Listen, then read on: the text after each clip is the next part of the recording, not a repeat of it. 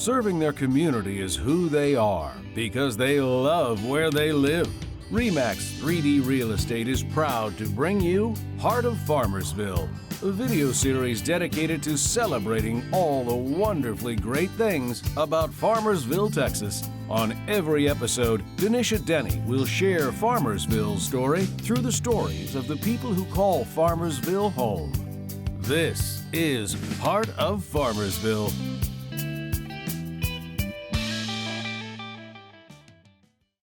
Hey y'all, I'm Dennisha Denney, your host of Heart of Farmersville, and today we're sitting down at 12 Stories with our very own mayor, Bryon Wiebold. How are you today, Bryon? I'm doing well, Dennisha. Thank you. You're so welcome. Thank you for agreeing to come on the show.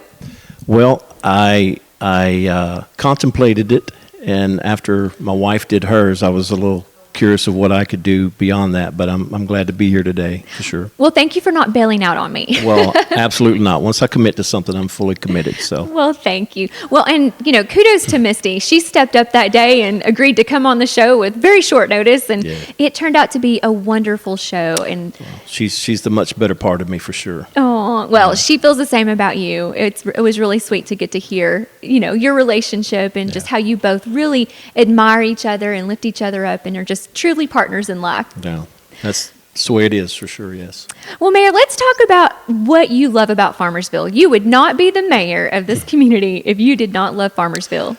Okay, so that is true, and I won't go into the story because Misty shared that on her interview, but when we were looking for some place to live, it could have been anywhere, and there were options for us that, were appealing. But when we drove into Farmersville, and we were familiar with Farmersville, and we had been here a couple of times, but when we drove in that day and we found the house that she was looking for, and we drove through the town and then drove onto that property, it was just like we're home.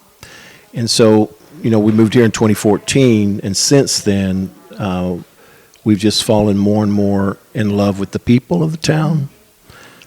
Excuse me, and the town itself. Mm-hmm. And so, we did a lot of work for the museum and the history of the town, and really, really interesting. We live in a very historic part of the area with our property and our home, and so all of that just spoke to us. But the more that we got engaged with people, and honestly, the first 3 years, it was nothing but house renovations and doing the things that we needed to do. But the more that we engaged our neighbors, we just began to fall in love with friendly Farmersville. And just the uniqueness of it, the quality of it. And I'm from a small town in East Texas of 1,000 people or so. Oh, wow. And so what town? Tenaha, Texas. Okay. If you know where Nacogdoches is, you go about 40 miles east towards Louisiana. And 12 miles before you get to Louisiana, that's Tenaha. Tenaha. So, love it. Yeah. So grew up there in East Texas, raising Aberdeen Angus cattle, building fences and baling hay and working a lot on the ranch there. But man, that builds a lot of character growing up on a farm. Well, yes, that and being the last of 7 children definitely builds a lot of character as well. So it was an interesting childhood for sure. I bet. What was that like being the baby of 7? I got abused a lot. I got a lot of opportunities to grow and build my character, and I learned a lot from watching my brothers and sisters. Sort of watched them crash and burn a little bit. Like, well, I don't want to do that, but no, it was a great childhood. You had a big advantage. Watching 7 go before you, and absolutely. Seeing what mom and dad would put up with and not put up with. Absolutely. We came in stages. We had one crew that was pretty much raised and gone from the house by the time I was able to know what was going on, but we were a tight-knit family, and it exacerbates the joy and the sorrows of having such a large family, but I wouldn't trade it for anything in the whole world. Oh, I bet not. I mean, just that true sense of family, and and Christmas has to be so much fun. Yes, Christmas was always, Thanksgiving and Christmas were always, the 2 major events. And then you start bringing in grandkids and cousins and nephews and nieces, and it's just a big, huge house full, and it was a joy. And that's really, honestly, Dennisha, what we find here in Farmersville. It's that hometown family feel And it's just the uniqueness of the history of this place that really, I think, is alluring and attractive to people. And we're finding that more and more as more people move in from out of state and other places in Texas into Farmersville. They really are, just talking to different people that have either come later in life or they've grown up here all their life. It always comes back to the people and how friendly the community is. Right. And everyone really seems to pull together and want to be a part of making Farmersville better. Well, one of the things that Misty discovered when she started doing the research for the museum in 2019 was that Farmersville actually had a moniker, and it was called Friendly Farmersville. And it was like in their literature and their marketing and those type of things, just in the history of the town. And we just really want to bring that back to the forefront and really, again, just emphasize that Farmersville is a great place to live. There's friendly people here, and it's just community-oriented. And we have a lot of fantastic families and people in this city that serve it and want to grow it and just, invest and spend their lives here. So. Right. So what made you decide you wanted to be mayor? You wanted to run for that position? Well, some things in life are not planned. This is true. I am perhaps the least politically ambitious person that you would ever know. Never had any inclination to be mayor of the town. Had no ambition for that. But I do have a heart to serve people, and done that pretty much all my life. And that's really one of the things that is satisfying and gratifying to me. But, we were in town, and we got engaged again with the museum and started volunteering in other places. And people just started approaching us and asking us, you ever thought about running for council? You ever thought about running for mayor? And the answer is no. So the more that occurred, finally we realized, because in life you begin to understand there's certain patterns whenever God's dealing with you about things. And this is one of our signs, is where we start getting input from other people. Other people start approaching us, and there's no connection. Right. So there has to be some connection somewhere. So that at least got us thinking about it, praying about it, and finally came to the conclusion that perhaps it was something that I might consider. So I have a dear gentleman in Winsboro, Texas. He's a retired minister. He's like a spiritual father to me, and he was a First Baptist Church pastor there, and he became mayor of Winsboro, Texas, years ago. And so I called him and went and saw him and talked to him a little bit. And he just started laughing when I started. He said, "Well, son, it looks like this is what you're supposed to do." So, I count it an honor and a privilege. And it's we're going to be involved. Never dreamt it would be, at the mayoral level. So. Were you on council to begin with? No. No. You just went straight to the top. I had attended some council meetings. I follow it because it's important. It is. It's important to understand, the people who are governing your city, the issues that are developing. And so I followed it. I paid attention to it. But again, I'm a very gregarious person. I love engagement with people. And I cherish those relationships. And so, I just, as people began to speak to us about it, that's really what, convinced us to go ahead and throw our hat in the ring. So. And I love how you say we. Because yeah. It is both of you. Oh, there's no doubt. You and Misty. Oh, there's no doubt. That's just the way we do things. And so, like 2019 was the year of the museum, and she drugged me through that, and we did a lot of work. And but that's just how we operate. I support her; she fully supports me, and it's just a lot easier at home if you're in the same boat and you communicate and you have the same mindset about moving forward in what you're doing. So. That is so true. Y'all did a fantastic job on the museum. It is just first class on the inside. Well, thank you. But there's so many people that stepped up, the volunteers, and just the workers and the board, the museum board, and just great support from the city. And the city responded to it. And again, to me, that is the integral part of Farmersville. The history of Farmersville is the foundation for everything. And so I like to put it this way. We want to preserve our city's history, but we want to plan the future. So we want to be grateful and thankful, and we want to honor all the history, good, bad, ugly, positive, whatever it may be, because that's what makes us who we are. And again, for us to, it'll be 8 years now that we've been here in Farmersville, we sort of sat back for a little while, just got to know people, and they began to accept us and integrate us into things, and we just began to serve. And, we totally we get it, we love it. And we're just honored to be able to serve and work hard for the city. I think it says a lot about the community when the people who've been here all their lives or for a long time embrace the newcomers. Well, yes. And, if you have a problem doing that, you're going to be in a world of hurt, because there isn't a week that goes by that I don't meet somebody new that's in town. Now, I'm sort of proactive, because if I see somebody, I'll ask them, Yes. you're just visiting, and just conversations. So I always go out during the week, 3 or 4 times a week, a lot on weekends, and just try to have conversations. Just sit down and talk with people. And I don't tell them necessarily I'm mayor. I just want to talk to them. And I'm just amazed at people, the number of people moving from all different locations. But then again, I'm amazed at the passion they have for Farmersville.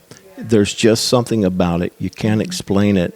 And as mayor, it's really, I feel my responsibility, one of my primary jobs is to just beat that drum, put that narrative out there, tell that story, and just represent that Farmersville, that friendly Farmersville to everybody. So. I love that, and you're doing that. What's the most common feedback that you get why people move to Farmersville? It's just the hometown feel.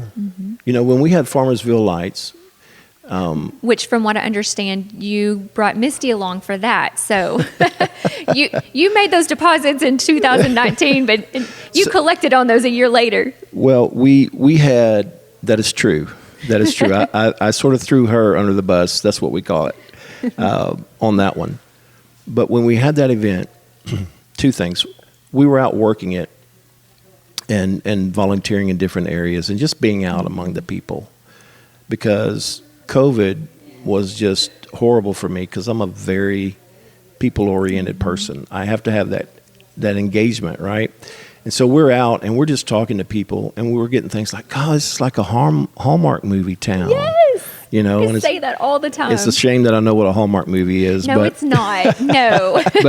but and just, it's like, oh my, I want this, I want to move here. And we got that pretty much every time that we went out. And we were able to bring in thousands of people into the town and to showcase the town. And really for me, what Farmersville Lights was just an experiment. I wanted to see, because I took office in May during COVID. During COVID, right? May 2020. So I'm like, wow, this is interesting. God has such an amazing sense of humor sometimes.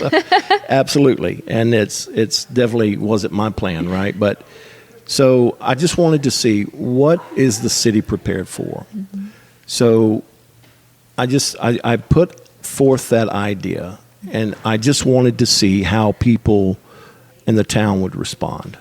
So private businesses began to show interest in sponsoring such an event.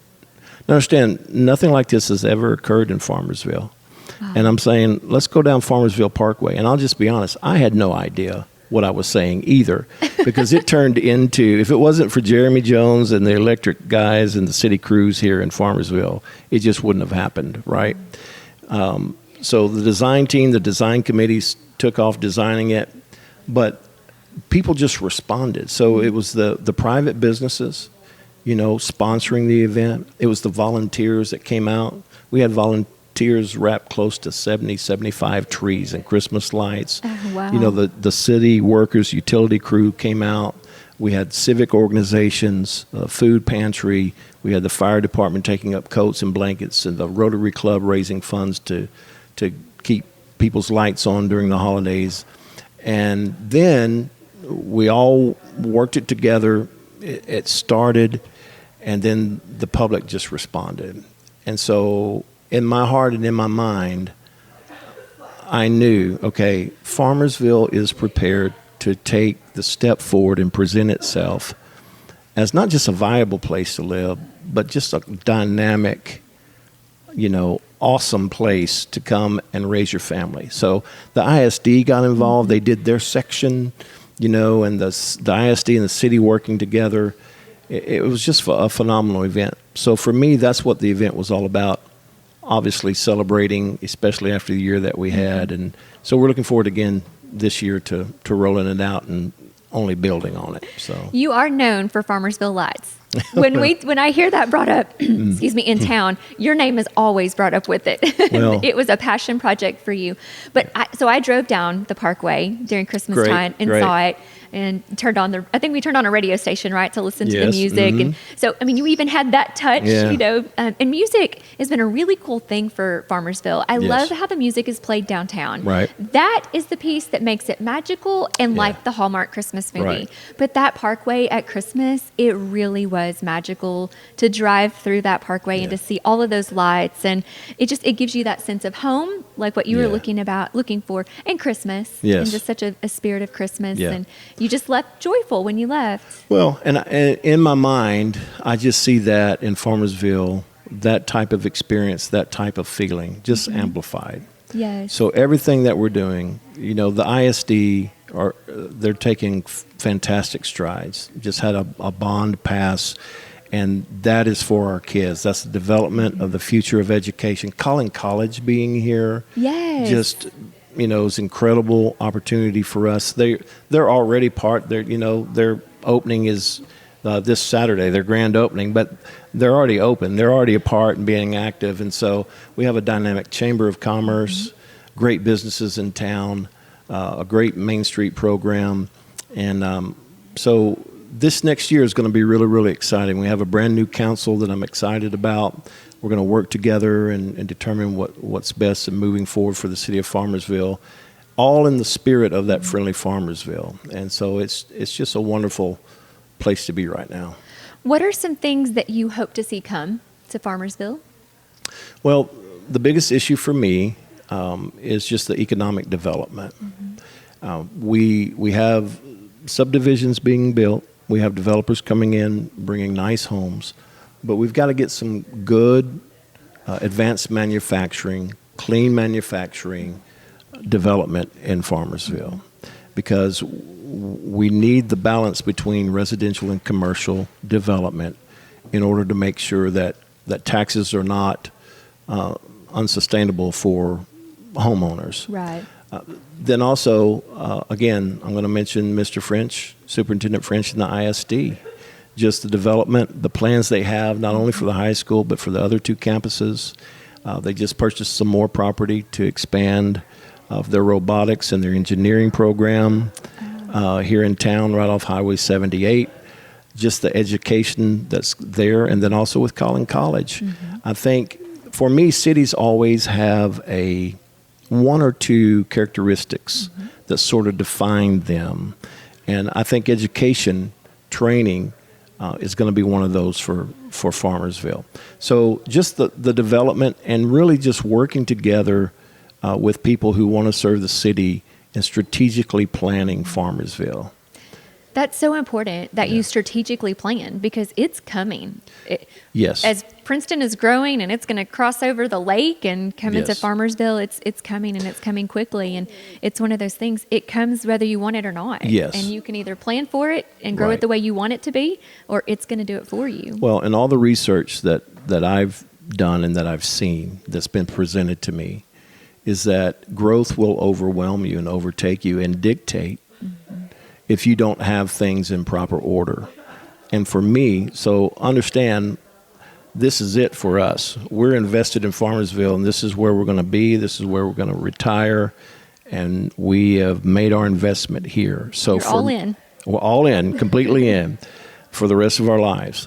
So for me, we've got to strategically, on the foundational level, do what we need to do for the next generations. The growth of Farmersville, the projected growth of Farmersville, is the size of an Arlington, Texas.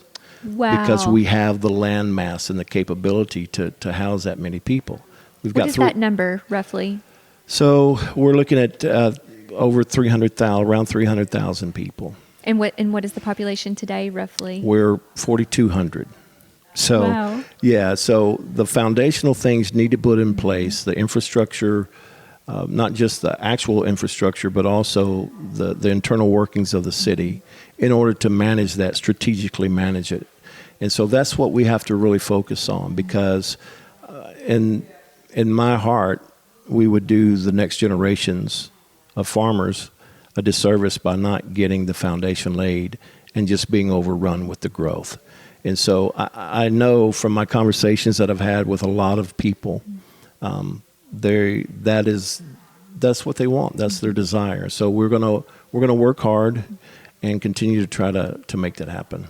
I love your attitude about that. I mean, some people are like, well, that's the next generation. They can figure it out. But that's not the mindset here. The mindset here is, let's set up a solid foundation for our Right. future Yes. citizens Yes. and future families. And it is upon us. You know, people are usually very kind, and you know, when we have discussions, they'll bring up issues, and everybody has their issues. Obviously, the streets. You know, when you're going to fix streets, and all of that's legitimate. But there are things in place that need to be in place in order for us to do those type of things.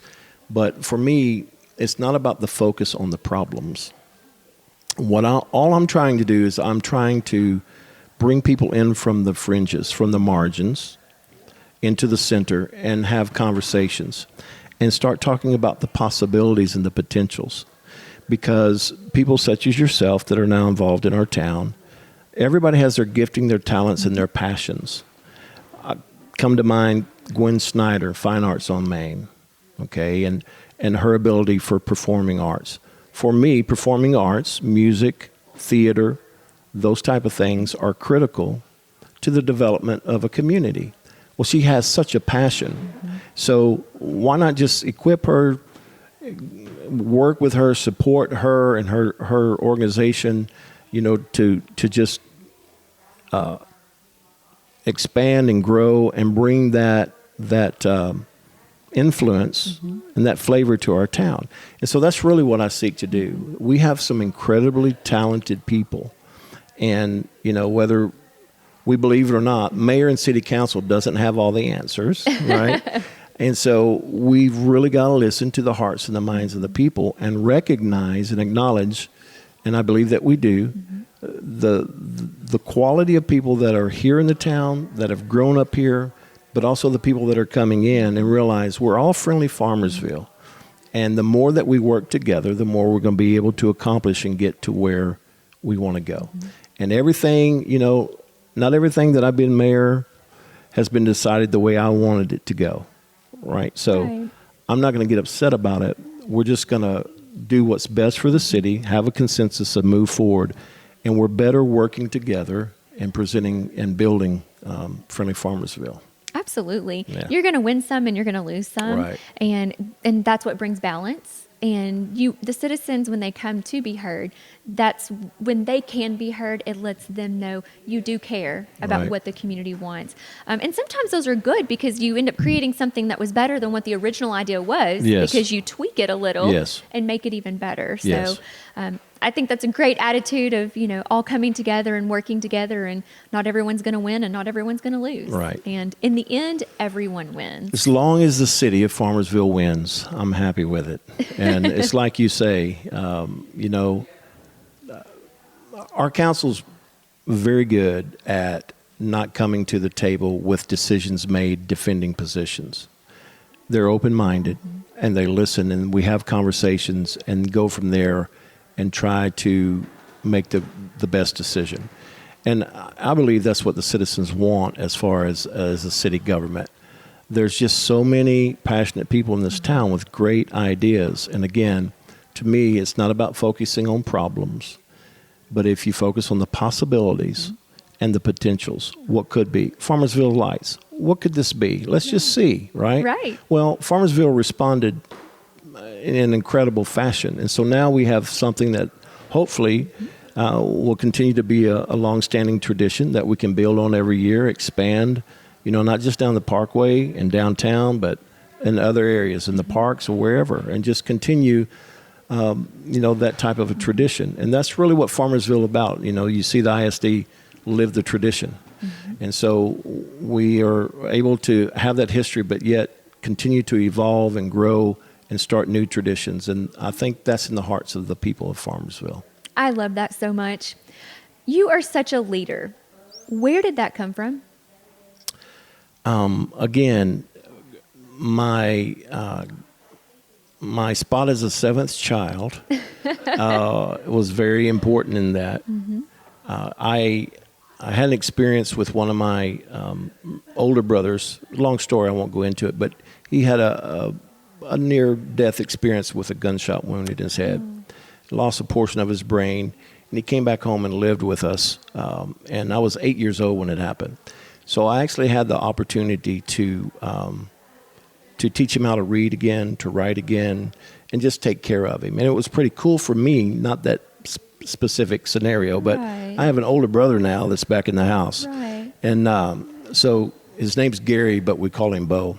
And so that was a very forming relationship in my life. And so when you talk about leadership, I don't know how to lead other than through servanthood. And of course, my idol, my Lord Jesus, had that servant's heart. And so that's really what I try to pattern leadership after. And for me, it's not about, sitting in a seat of power where you dictate things. It's about serving other people, washing other people's feet, and allowing purpose and destiny and intention to come out of the lives of others. And then you just share your wisdom and you share your experiences, and you just work hard. And the main thing is you work hard and you're kind to people. And so I believe that was put in me by having that relationship with my brother and serving him. And then I don't know what you know about our background, but we were in ministry for years, pastoring churches and those type of things. So it's always been on our hearts to serve people and love people and do the best by them that we can. So. Man, I love that so much. There's so much to be unpacked from everything you just said. Well, wow. yeah. And that comes out in you. I mean, what you just said does come out in your daily walk and what you do for this community and what you do for others. And, that's exactly what God called us to do, to serve others. And that's, you've done that very well. Well, my mother and my father raised me in faith. And it was a very progressive faith, but they just really taught us life is going to, bring challenges to you. And if your focus on that is your primary focus, you're going to have problems. And so I just try to focus on what really matters. And to me, that really means the people that are in front of me that I'm dealing with. The situations and the circumstances in life can get heated. There's no doubt about it. They can get heated in city government. There's absolutely no doubt about that. But at the end of the day, what's really, really important? So, if you need to express yourself and you need to do what you need to do, that's fine. I don't take it personally. I realize. But only thing I can control, I can't control that situation, that circumstance. All I can do is control myself. How I respond and how I interact with people. And so I just want to again, just be considerate of other people, work hard. I'm a hard worker, and just be kind to people in the process. So I would say you are achieving all of that. Well, thank you. And thank you so much. Thank you for all that you and Misty both give back to this community. You give back tremendously. Well, again, we love it, and it gives so much to us. And the friendships, the relationships that have already been forged, the new ones that are being forged on a daily basis, are really, really priceless to us. And again, that's our heartbeat. That's who we are, and it's just an exciting opportunity. And I'm really intrigued to see where Farmersville goes. With me as mayor or without me as mayor, we're going to be here. We're going to serve, and we're going to be rooting for Farmersville to just be an excellent, unique place for people to come in and live. Well, you're laying a wonderful foundation. So you're leaving a legacy, at least during your time as mayor. Thank you. Well, at the beginning of the show, before we hit start, I told you I was going to ask you to pick a number between 1 and 20, and that's going to be how we close out our show. All right. So what number would you like to select? Because it was my high school basketball number, I'm going to select 20. 20. Okay. Number 20. What is the smartest thing you have ever done? Married Misty Wiebold. I think she picked the exact same question, and that She you did. cheated and you answered back. Wait a minute. Okay, I'm totally calling you out on that, Bryon. Okay. I thought I was going to get away with sweet. it. Okay. I was like, wait a minute. All right. I know where this is going. I love that. Y'all Okay, are so I'll tell you precious. what. Let's Pick do this. Another number. My high school football number was 19, so let's go with 19. Oh, perfect. Okay. How would you like to be remembered? Just as a caring person, just if I tell you something, I'm going to do it, and that I'll always have your best interest in mind and not my own. And again, that's just the way I was raised. So I love it. Thank you so much, Bryon, for coming on the show. Well, thank you so much for what you're doing. This is really valuable to our town, and we greatly appreciate it, Dennisha. And thank you for supporting it. I Well, appreciate when absolutely. you share it, when we post the shows out, then you go and share them into different groups. And so thank you Love for it. that support. And, Absolutely. our goal is to help people get to know Farmersville. Yeah. And this is how they do it, by getting to know the people here. It's a great place. I'm going to start using that hashtag Friendly Farmersville. Absolutely. Thank you, All Bryon. right, thank you. Thank you for watching Heart of Farmersville. This video series, which is designed to celebrate Farmersville, Texas, is spearheaded by REMAX 3D Real Estate.